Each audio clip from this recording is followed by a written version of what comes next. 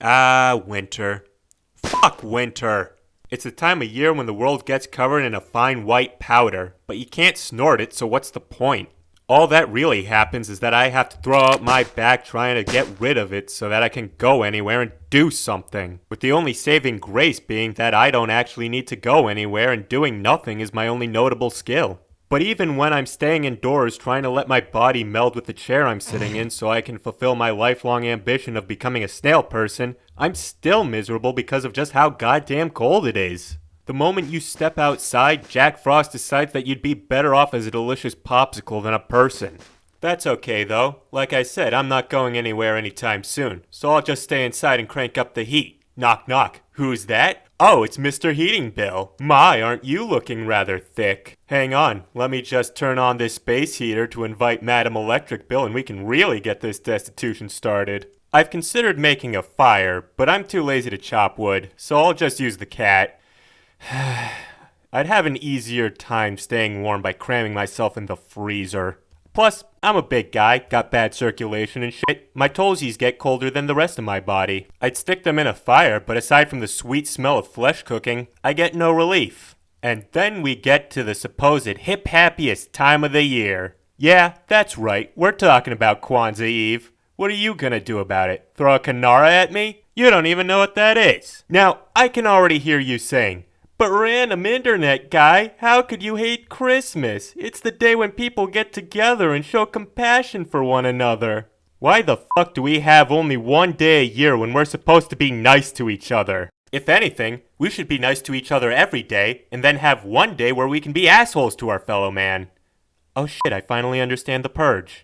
It's also hard to take that whole goodwill thing seriously when every company is just trying to gouge you of your money the very second that Halloween ends. Hope you bought everyone a present. Hope all of those presents have a worthless piece of folded paper with them. Time to buy some impractically large socks. And while you're at it, might as well buy some stuff to shove in them. Kill a tree and bring it home so we can decorate its corpse. You know what would be great around this time? Raw eggs and milk. Break this tiny man's teeth to open D's nuts. And the presents always suck anyway. Hey little Billy, what do you want for Christmas? Insulin. Well, too bad, cause you're getting pajamas that don't fit right. For some reason, it's tradition to include cards with the gifts just as much as it's tradition to go, neat.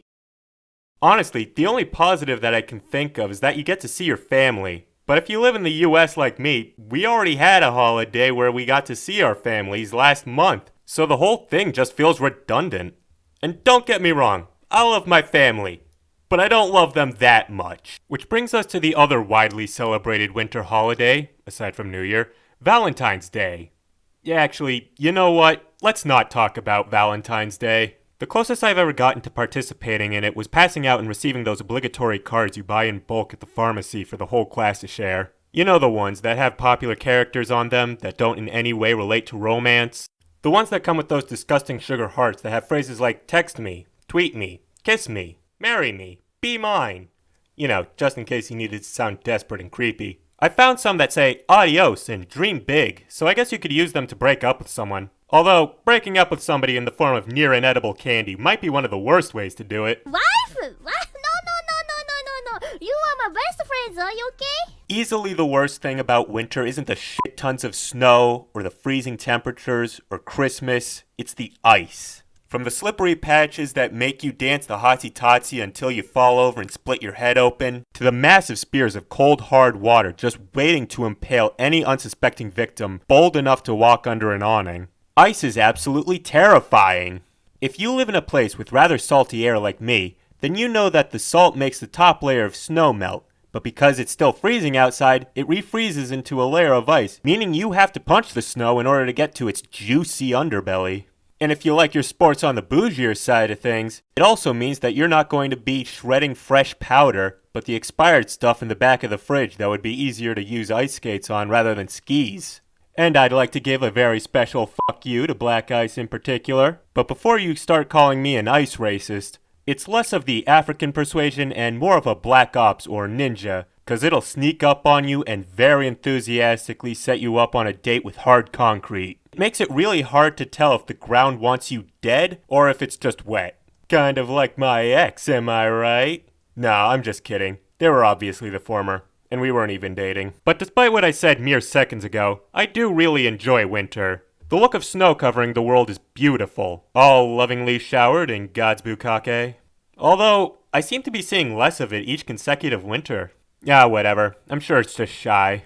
Also, I absolutely love staying inside, curled up in a thick blanket with the heat cranked up as far as it'll go.